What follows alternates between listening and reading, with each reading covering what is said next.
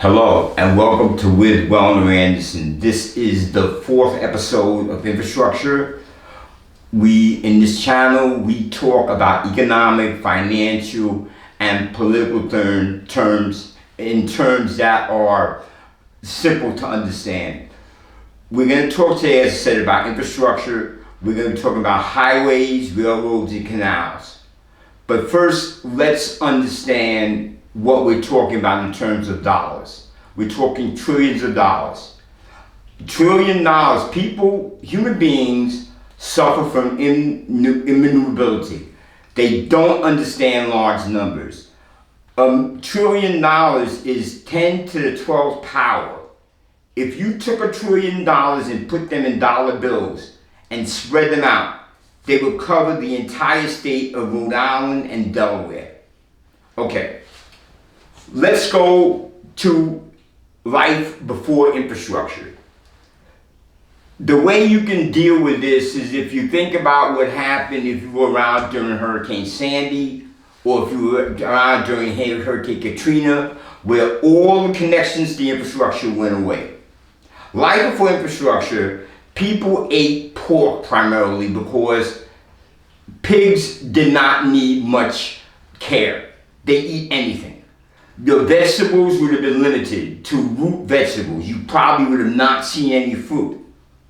Your clothing would have been made probably at home. You would not be, there weren't the stores like they were existing today. People barely travel more than 20 miles from their house. And the dependence on the horse, which you're going to get to, was critical. You had limited social time, limited leisure time, and no economics, and the initial foundation of cities in the past were that you had to be near waterways for energy, for travel, and the most vast waterway system in the world is the Mississippi River. Mississippi River attached to 10 states. You can go through its tributaries and sister systems from the mouth of the Mississippi River in New Orleans to Winnipeg through its sister systems. Let's talk a little bit about the horse. The horse was an essential piece of life before railroads, trains, and even during that time. The problem with the horse is, one, you have to feed it, you have to get rid of its waste products, you have to worry about flu and sickness to horses, and you have to make sure that they're well protected.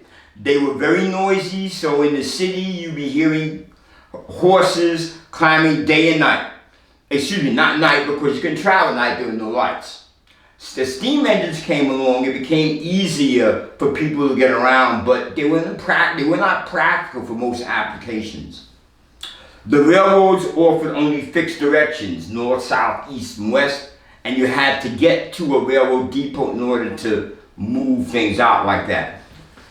Henry Clay, who was a Speaker of the House, probably the most famous Speaker of the House in the United States, designed something called the American system. And the American system was based upon tariffs, a strong central bank, and a national system where you can move.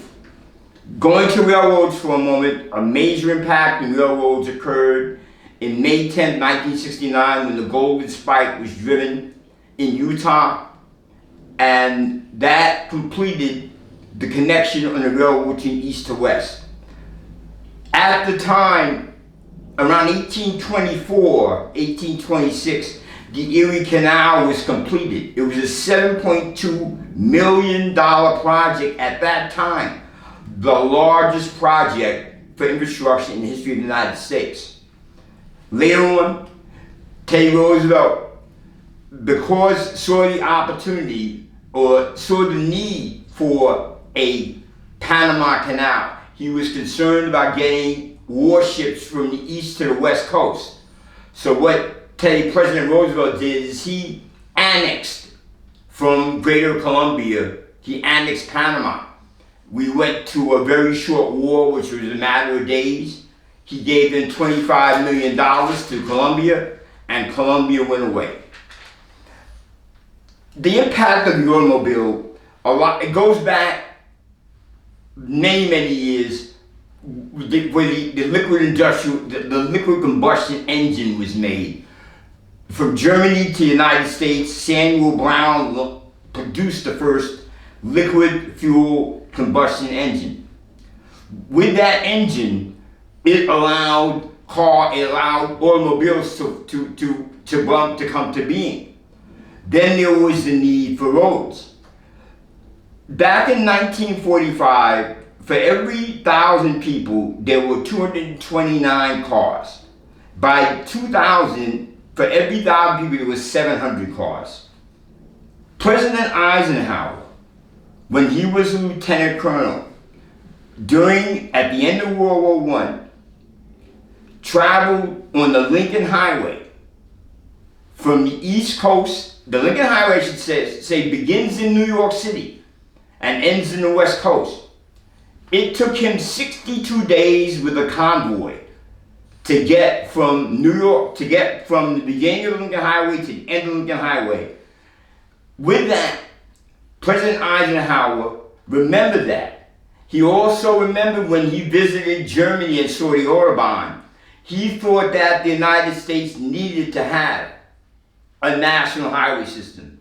And he sort of jumped or added to the Federal Highway Act of 1938 and formed in 1956 the Defense and National Highway Act.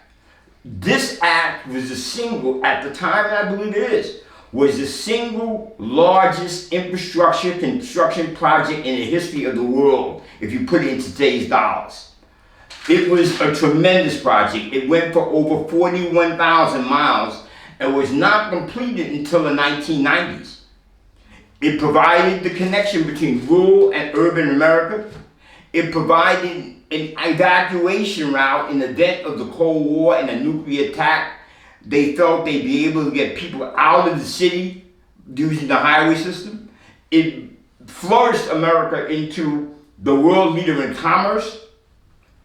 And there's always externalities or problems that come up. It also allowed for the gentrification of a lot of locations in the United States. And speaking of gentrification, the next subject we're going to be talking about is a gentleman named Robert Moses. Robert Moses was called the Master Builder. When I tell you about him, it's going to be fascinating about the power this man had and how it impacted the people of New York State. I'd like to thank you very much for your time. I need you please to give me a thumbs up. Please subscribe. We're going to get to the next video out as soon as possible. And you have a great day and great to have you with me. So long.